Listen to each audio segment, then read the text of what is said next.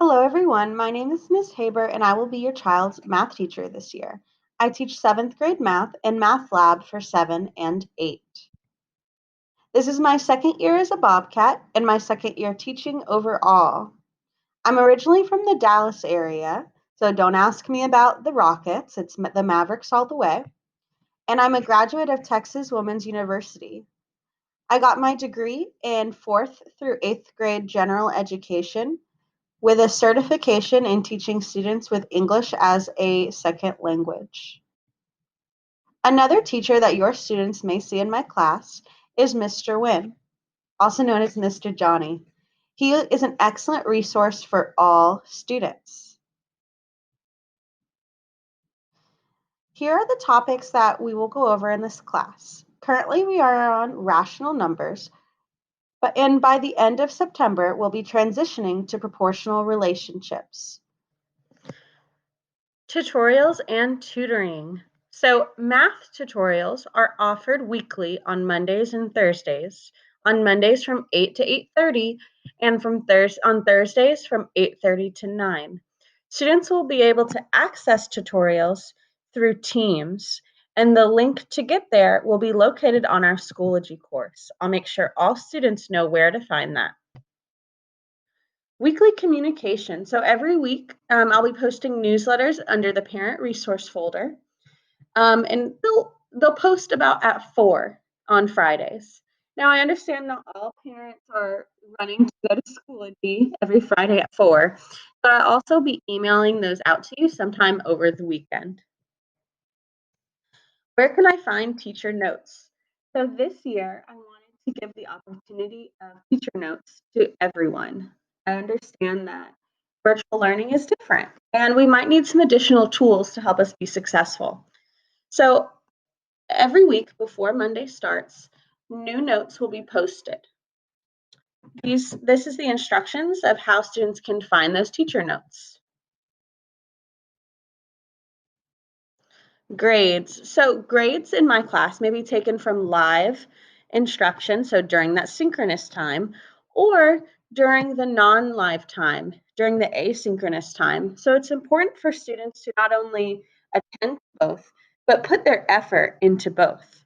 Feedback on assignments will be available on Schoology, and grades will be available in Schoology, but the official grades will be in Skyward. Let me explain what that means. I may be giving 5 grades in Schoology, but I might only put 3 of those into the official Skyward gradebook. That's because I'm not going to grade every single learning experience. I'm going to grade things that show mastery or that show understanding of the concept. So that means not everything's going to go to the report card. But it might mean that I give feedback on everything that they do for my class. So in Schoology in the gradebook, students will see comments that I left them. Those comments that I left them may say, why don't you rethink this one? Or certain redirection that tells them that they might want to resubmit that activity. And if they resubmit it, I will give them up to full submission or full credit, as you will, because learning is all about growth. Okay, progressive testing. This year, 7th grade math is deciding not to do retakes on tests. Instead, we want to offer something that might give a better opportunity of success, and that is called progressive testing. What this means is that each of my tests will cover 50% new material and 50% material from the last test. Let me explain what this would look like.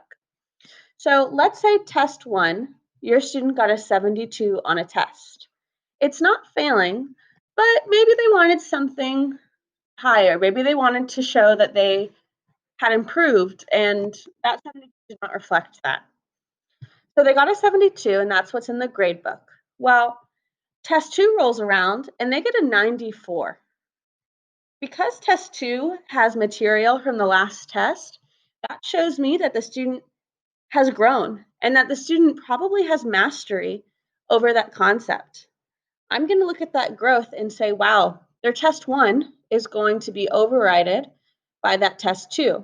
So test 1 is now a 94, and test 2 will also stay at a 94. Notice how this opportunity was given to even a student that passed. The student didn't fail originally. This progressive testing is for everyone, not just those who fail. Let me give a second example though. Let's say they got a 90 at first. That's pretty good. And then test 2, they got a 63. So the 63 is not changing that test 1, it's not bringing it down just because they didn't do as well. Those grades will stay as they are. Let me know if you have any questions about that. It can be kind of confusing. Okay, late policy. In the 7th grade, we have a standard late policy across the board at Fort Bend. 1 day late, 20 points, 2 days late, 30, and 3 days late, 50 points. Now, I'm going to say I'm going to try to be as compassionate as I can, as students might be having technical difficulties or other things that may require them to turn in something late. The reason why we take off points for an assignment being late is because we're trying to instill that teachers are going to give feedback on these assignments.